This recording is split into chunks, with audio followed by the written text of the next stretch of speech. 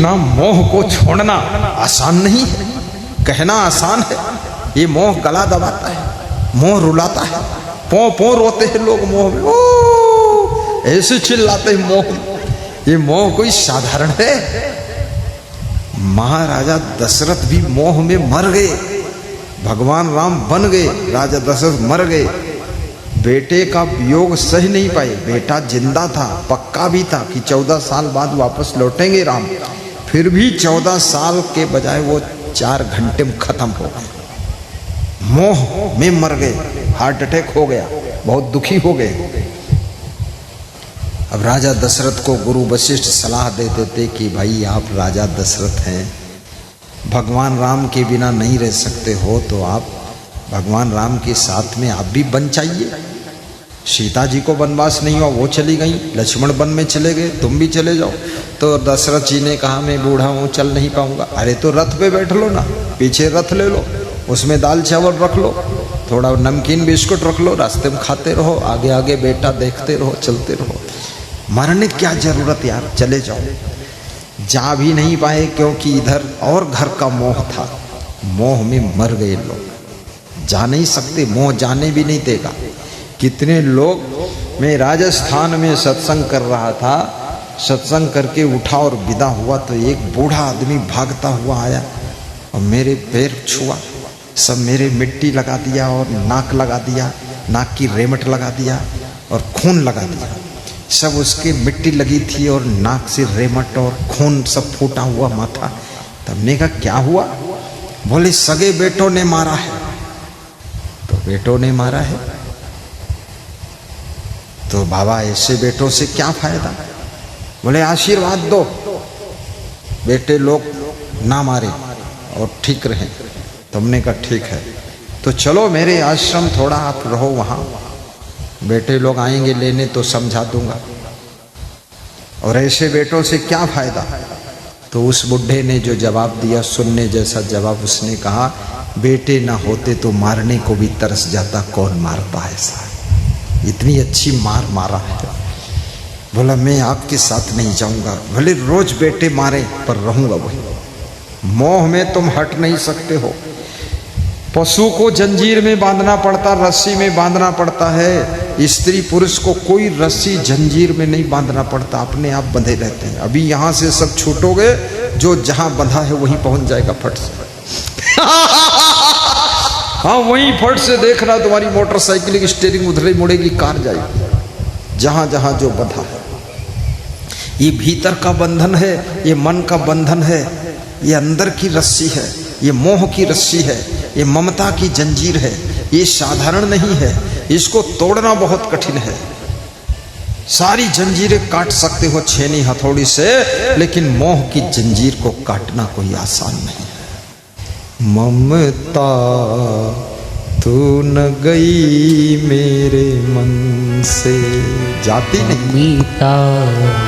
ममता बढ़ती ही जा रही है मेरे मन से, ममता तू न गई मेरे मन से।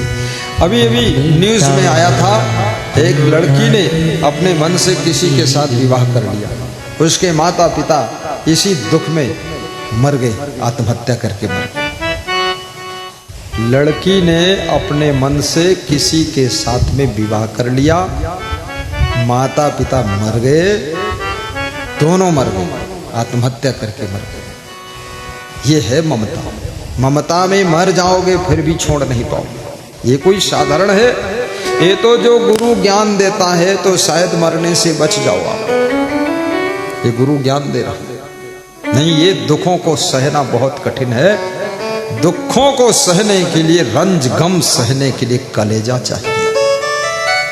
एक से एक दुख है संसार के अंदर, साधारण है संसार, जिनके बिना तुम रह नहीं सकते थे, वे तुमको छोड़कर चले गए। क्या बात है। बेटी बेटी कहती थी और बेटी मुड़कर तुम्हारी ओर देखती नहीं है। इसलिए बेटियों को भी नसीहत दी जा रही है, याद रखना तुम्हारी मां से तुम्हारे पिता से बड़ा तुम्हारा उपकार करने वाला कोई नहीं है। जवानी के जोश में किसी की रूप सौंदर्य में फंस करके अपने माता पिता को मरने के लिए मौत के मुंह में मत ढकेल देना। मन इंद्रियों को वश में करके माता पिता की खुशी को बना करके तब सांसारिक जीवन जीने की कोशिश करना। ये बेटियों से निवेदन है। मां का कर्ज तो नहीं अदा कर सके बेटा बेटी, अपना फर्ज नहीं अदा कर सके, लेकिन ऐसे ऐसे दुष्कर्म किया कि मां बाप को मार डाला, मर गई। ये मां बाप बनना कोई आसान बात है, बहुत झंझट का काम है। मैं तो देखता हूं जब छोटे बच्चे का जन्म होता है तो मां बार बार उसके मुंह को देखती है कि होनहार तो लग रहा है। बाप कहता है मस्तक चौड़ा है, बुआ जी कहती आंखें भी बड़ी बड़ी है। अब पता नहीं बड़ी बड़ी आंखों से क्या देखेगा नालायकी बड़ा होने पर। और नाना नानी कहते हैं अरे बाल तो घुंघराले हैं, बाल बड़े घुंघराले। मामा मामी कहते हैं गाल भी बड़े सुंदर है। अरे ये सबको खुशी है, मामा मामी को, नाना नानी को, मौसा मौसी को, दादा दादी को, माता पिता को, भाई बहन को, चाचा चाची को, सब खुश हैं तेरे जन्म से। और तेरा गंदगी सब उठाते हैं, धोते हैं, अपने आंचल का दूध मां पिलाती है। उसके बाद में किसी एक लड़के को देख करके, किसी एक लड़की को देख करके सारे उपकार को तुम भूल जाते हो और भोगों के कुंड में कूद पड़ते हो। वहां मिलता क्या है? कुछ मिलने वाला नहीं है। भोग का परिणाम अथाह दुख ही होता है। वहां सुख कहां? कौन सुख पाया है भोगों के मार्ग में चल करके? विश्व के अंदर कोई सुख नहीं पाया। अगर उसमें सुख होता तो ऋषि मुनि संत नहीं बनते कोई, सब उसी गंगा नहाते जाकर। सुख नहीं है। इसलिए लड़कियों से और लड़कों से भी निवेदन है, जवानी आ रही है, जरा होश में रहे। प्रवचन सुनिए, मेरा प्रवचन ही तुमको बचा सकता और कोई नहीं बचा पाएगा। एक लड़का मेरे पास लखनऊ से आया, रोने लगा, बोला कि मैं जहां किराए से रहता था वो मकान मालिक की लड़की से आंख लड़ गई। तुमने आंख लड़ने दे और कुछ मत लड़ाना था।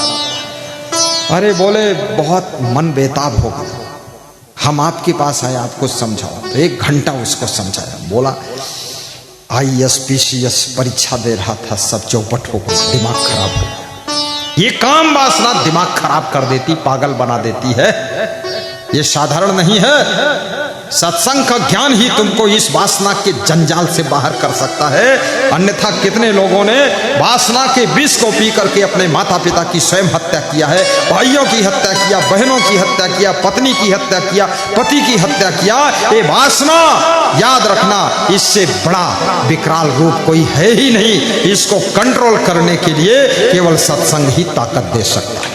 बोलिए सदगुरुदेव की जय। मैंने समझाया, उसका मन हटा। मैंने कहा वो मकान छोड़ दो, कमरा छोड़ दो, दूर रहो, 1 साल घर में रहो। घर में रहा। घर ले गया, मुझको दिखाया, हर दीवार पर फोटो, गुरुजी का बहुत फोटो लगाया। मैंने कहा इतना क्यों लगाया? अरे बोले इतना फोटो आपका लगा है, आपको देखता रहता हूं, फिर भी उस लड़की की याद आ जाती। हालत खराब है, तुम्हारे सब तरफ फोटो है, उसका एक भी फोटो नहीं, पर वही मन में घुस गई। तो मैंने कहा मैं नहीं घुसा। बोले मैं घुसाना चाहता हूं, फिर भी तुम नहीं घुस पाते हो। अरे हमने कहा इतना खतरनाक? बोले गुरुदेव क्या करूं, बस तुम्हारा ही सहारा है, पाँव पकड़ता हूं, बचा लो। हमने कहा कोई नदी में डूब रहे जो मैं बचा लूं? अरे बोले नदी से निकल जाते, इसमें निकलना मुश्किल। और उसको सत्संग सुनाया, वैराग्य सुनाया, सब सुनाया। उस लड़के का मन हटा, विषय वासना से हटा, और वो लड़का आज SDM बन गया है। SDM सब कलेक्टर बन गया। लेकिन जब से सब कलेक्टर बना, गुरु को मिलने नहीं आया है। मतलब निकल गया, पहचानते नहीं। हाँ, ये संसार बड़ा स्वार्थी है। और मैं भी भूल गया, नेकी कर नदी में डाल। मेरे से कोई कहता है बालक नहीं हो रहा, आशीर्वाद दे दो, आशीर्वाद दे दिया, बालक हो गया।